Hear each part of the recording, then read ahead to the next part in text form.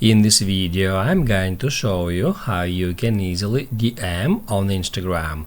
Be sure to watch the video to the very end so you don't make any mistakes, and of course do not forget to like this video and subscribe to my channel.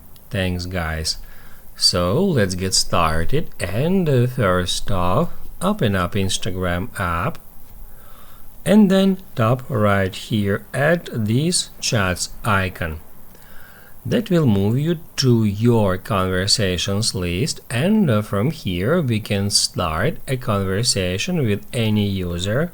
From here, if you have already chatted with that user, you can just get into a conversation with them.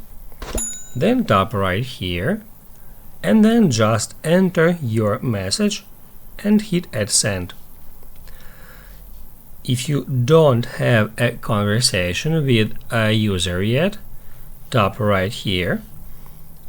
Then you can select a user from suggested users, or you can search for a user whom you want to send DM message by their username. Then just select that user, tap at create chat, and then just enter your message here and hit add send.